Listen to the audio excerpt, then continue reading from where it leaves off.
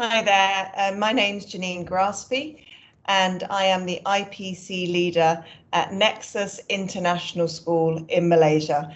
And we're very proud to say that we have been accredited with the new ICA curriculum.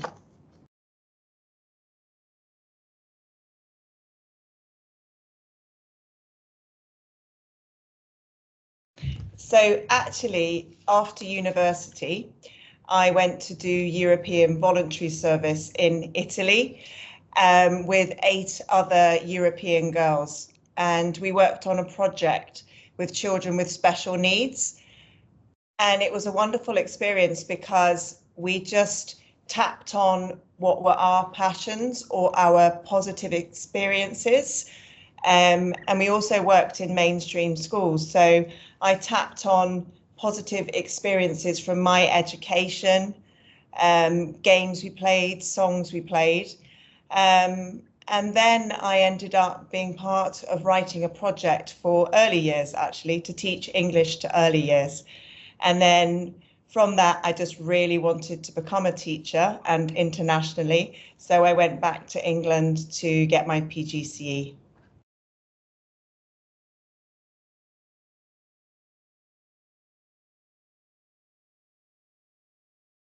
Okay, so number one, language. Language can be a barrier, but also language can be welcoming. And we've all had that experience, and I had that experience in Italy where I didn't understand anything. And I was very lonely and miserable until somebody made the effort to say a couple of words to me in my mother tongue, in my home language, in English. So we need to always remember what it's like for those learners coming into our classroom who really don't understand any of the language. We want to immerse them, but at the same time, we want to make them feel accepted. So on that note, I think it's really important to get to know the children, to do whatever you can.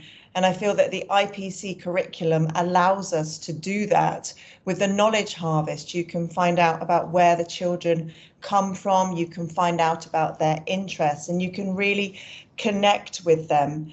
And of course, it's the community as well. Let the community know what you're doing. And if you have children from different cultures, different nationalities, perhaps translate the key vocabulary from the IPC unit and give those to the parents. So I really believe it's about getting to know the different learners in your class and making connections wherever possible.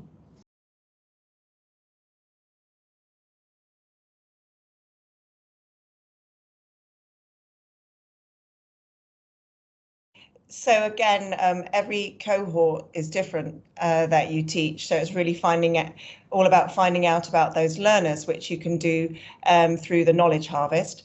And we would translate vocabulary and we put that up on our board. And it's about providing lots of different experiences for the learners other than just in the classroom. I often find that when we go on school trips, for example, we went to a fairground last week. Some of our learners that they're new to the school, they have limited English, they're finding it very challenging. But on the trip, they started to talk because they were in a different environment and it was a fun environment. So, and also we did our SDG day last week. And in that, we did lots of crafts. And we found again that some of our learners were interacting more, talking more, and really connecting with others because they were doing different activities.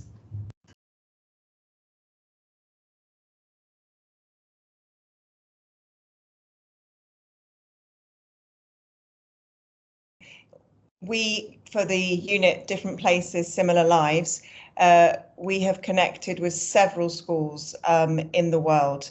Last year, we connected with a school in Hong Kong, and our learners absolutely love this.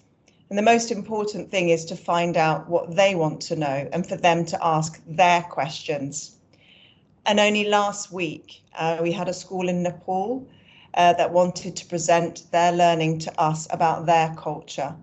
and we are now writing persuasive letters for that school. So it really makes it relevant. And of course, it's really simple to do because you can just go onto Pinboard on the ICA portal and you can connect with another school. And another way really to have this collaboration is I am an advocate for cooperative learning. So within my class, the learners work in teams and they support each other. So this is a fantastic way to get the learners to collaborate.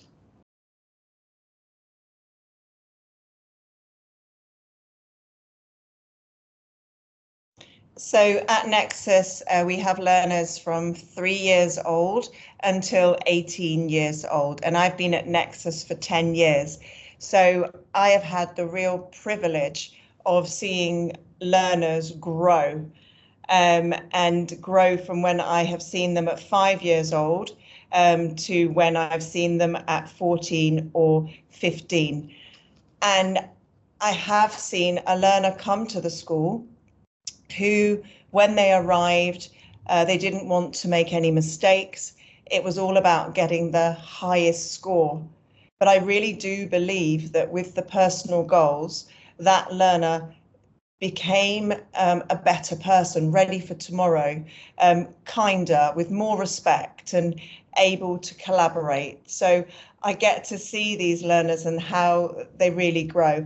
And of course, another wonderful experience, why it's lovely to work in an international school, they're the experiences that we can provide for the learners. Next week, we're going to the Perhentian Islands in Malaysia to do a turtle conservation project. So these are wonderful experiences for us to really see the impact of learning.